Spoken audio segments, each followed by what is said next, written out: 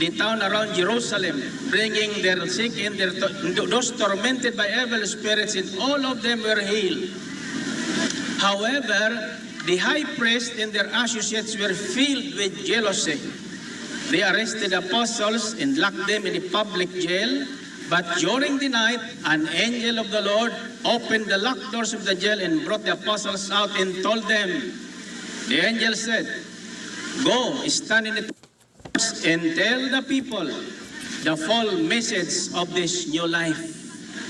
Brothers and sisters, nagmagsimula ng ihayag ang mabuting balita tungkol sa pagbabagong buhay na bigay ni Yahweh El Shaddai sa pamamagitan ni Kristo nating Panginoon.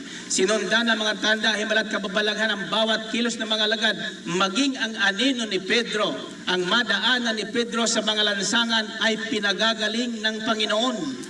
Madaanan lang. Ngayon, hindi lang madaanan, makarinig lang ng mabuting balita sa impila ng DWX ay palalayain, pagagalingin ng Panginoon at babaguhin ang buhay. Amen?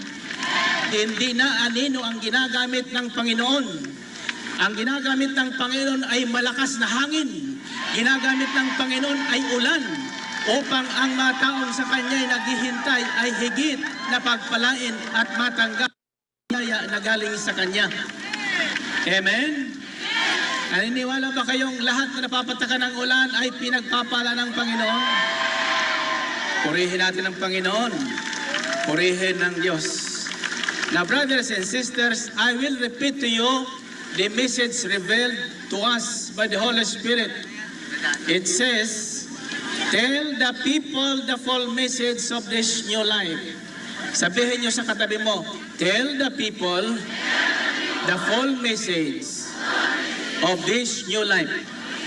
Sabihin mo sa lahat ng tao ang mabuting balita tungkol sa bagong buhay na bigay ni Kristo. Purihin natin ang Panginoon. Now, brothers and sisters, this is the message. Ito po ang utos sa ating lahat. Nakikinig ba kayo? Tatanungin ko kayo ulit, ibig niyo ba talagang makaranas at maranasan ang kapangyarihan ng bagong buhay na bigay ni Jesus?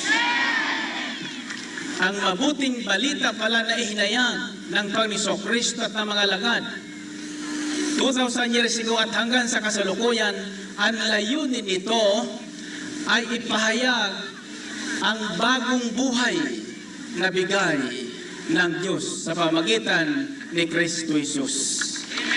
Isigaw niyo ulit, bagong buhay. Lakasan niyo. Sino ang ibig ng bagong buhay? Nangangahulugan nga luma tayo pala. Amen. Now, brothers and sisters, alam niyo ba ang ibig sabihin ng balita tungkol sa bagong buhay? And this is what we are going to tell the people starting today. We are now on the 14th year. Actually, I'm now on the 14th year of the ministry, on the 13th year this year.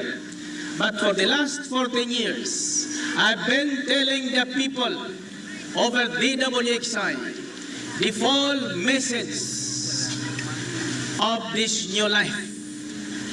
Ang buong mensahe tungkol sa pagbabagong buhay at sa bagong buhay na bigay ni Kristo at sa kapangyarihan ng bagong buhay na bigay ni Kristo. Lahat na naririto ngayon na hindi natakot sa ulan, lahat na naririto ngayon na hindi natakot sa bagyo, lahat na naririto ngayon na hindi natakot sa init, lahat na naririto ngayon na hindi natakot sa dilim ng gabi at sa paghahating gabi, ay tatanggap ng bagong buhay na ito.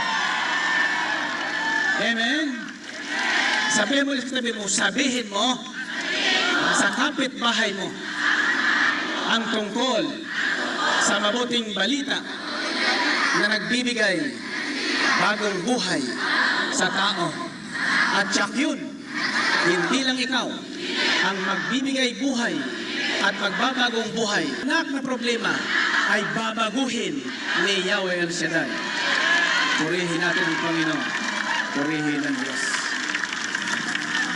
Now,